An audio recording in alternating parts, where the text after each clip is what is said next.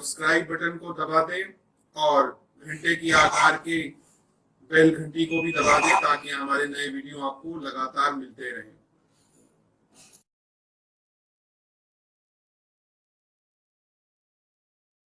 नमस्कार दोस्तों, धर्म रहस्य चैनल पर आपका एक बार फिर से स्वागत है।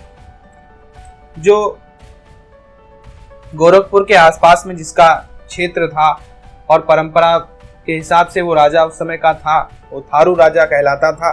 तो मदन सिंह के ही राज्य में उनके भाई थे जिनको एक रियासत दी गई थी।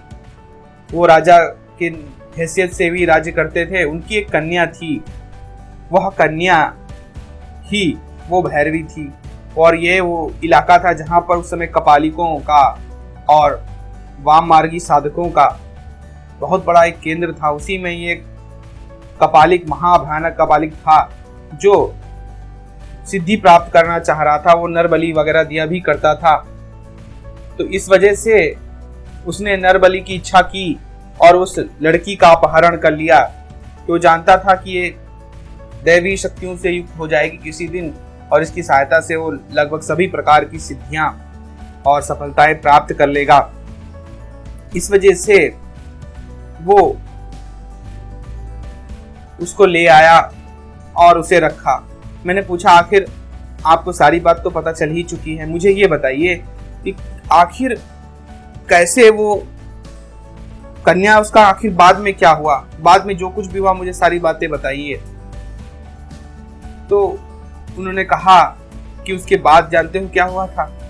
जब तुम्हें उसने भविष्य में फिर से भेज दिया, उसके बाद उस कन्या ने अपना भी सिर काटते हुए माता को चढ़ा दिया और कहा, हे माता, कि मुझसे अपराध हुआ है, मैंने अपने गुरु की हत्या की है, उसके शिष्य की भी हत्या की है, इसलिए मेरे भी जीवन जीने का कोई अर्थ नहीं रह जाता है।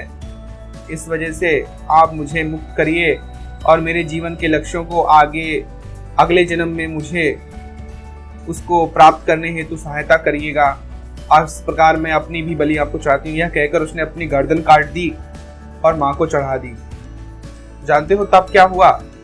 मैंने कहा, हाँ बताइए। उसके बाद फिर क्या हुआ कि वो जिसकी उसने गर्दन काटी थी, क्योंकि नर पशु की इच्छा के विरुद्ध अगर उसकी बलि दी जाती है तो ये तांत्रिक कार्य सफल नहीं होते हैं, ये परिणाम विरुद्ध हो जाते हैं और मां महामाया की कोप का भाजन बनना पड़ता है। इसीलिए स्वेच्छा से दी गई नरबलि ही कामयाब होती है। अगर बिना स्वेच्छा से नरबलि दी जाएगी तो मां क्रोधित हो जाती। इस वजह से उसकी मुक्ति नहीं हुई उस महाकपालिक की, और उसे प्रेत योनि मिली। आज तक वो भटक रहा है। उसी ने तुम्हें वो सारी क्रियाएं क्योंकि वो उसे ही स्थान था जहां पर वो सब कुछ कई हजार साल पहले घटित हुआ था, तो वो प्रेत लीला उसने स्वयं तुमको दिखाई थी। और वो उसी प्रेत लीला को लगातार उसी प्रेत लीला में वो फंसा हुआ है और लगातार वो दिखाता रहता है। अगर कोई भूले भटके उसमें पहुंच जाए उस क्षेत्र में, उस जगह पर, तो वो उसको वही चीजें नजर आती हैं। तो वही तुम्हारे साथ हुआ। तो मैंने कहा, ये तो बड़ी बुरी हालत है उसकी। आखिर वो प्रेत योनि में उस कपालिक की आत्मा आज भी है। तो मैंने कहा, हाँ, वो कपालिक की आत्मा आज भी उसी प्रकार उसी योनि में सड़े गले मांस खाकर के जीवित है और वही उसी योनि में लगातार बनी हुई है जब तक कि स्वयं कोई ऐसी कन्या या वही कन्या दोबारा वापस आकर उससे मुक्ति न प्रदान करे, चाहे 1000 साल 5000 साल कितना समय भी बीत जाए। ये अद्भुत बात थी मेरे लिए। मैंने सोचा ये सब क्या है।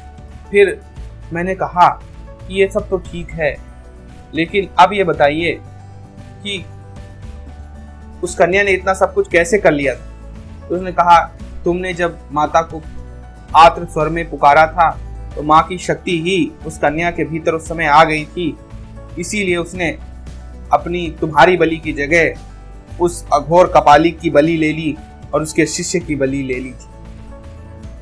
तुम बहुत ही बड़े भाग्यशाली हो और ये तुम्हारा भी अगला जन्म है, इसलिए तुम्हारे साथ उस समय ऐसा घटित हुआ होगा। तो इस प्रकार से वो कहानी और क्रिया आगे बढ़ी थी। मैंने कहा, आखिर वो अब उस कन्या का क्या हुआ? क्या वो जन्म ले रही है या फिर वो भी किसी योनि में भटक रही है? तो उन्होंने कहा हाँ, उसने अब तक 3 बार जन्म ले लिया है और ब्राह्मण कुल में इस समय भी वो किसी जगह पर पैदा हुई है और इधर उधर भटक रही है। आज जाओ, तुम्हें मंदिर में एक कन्या बैठी हुई मिलेगी, उसके पास जाना और तुम समझ जाओगे कि शायद वही है। फिर शाम हुई, मैं अपनी पत्नी के पास गया, वो रो रही थी, कहती आप कल कहाँ थे, कोई रात नजर नहीं आए, हम लोगों ने सबको ढूंढवाया, तुम मिले ही नहीं। तो मैंने बताया कि हाँ, मैं मंदिर में ही रह गया था, इस वजह से अब कोई समस्या नहीं है, तुम परेशान मत हो। और शाम रात होते ही मैं फिर उसी जगह निकल गया मंदिर की तरफ।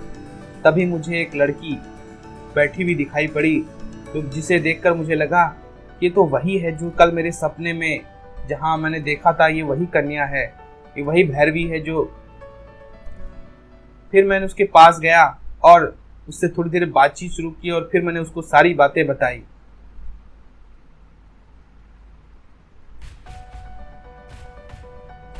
अब याद रख, धीरे धीरे करके जब मैंने उस सारी बातें बताई तो वो बड़ी गंभीर स्वर में मुझे देखती हुई बोली और कहने लगी, रत्नावली के माध्यम से उस माँ ने तुम्हें बहुत कुछ बताया था। रत्नों की मणि से बनी हुई है उनकी शक्तियां, जीवन रत्नों की तरह बोया गया है, गूथा गया है, एक मणिमाला तैयार होती है जीवन की। इसी प्रकार जीवन में सुख दुख की अनेक मणियां रत्नों के रूप में उपस्थित रहती हैं। शायद तुम जानते नहीं हो और बतलाना भूल गए हो कि जो आशीर्वाद तुझे माँ ने दिया था वो भी तो बता। अब मुझे याद आया कि माँ ने कहा था कि ये सब तो चलेगा ही और पूरी जिंदगी भर, जीवन भर मेरे साथ घटित होगा।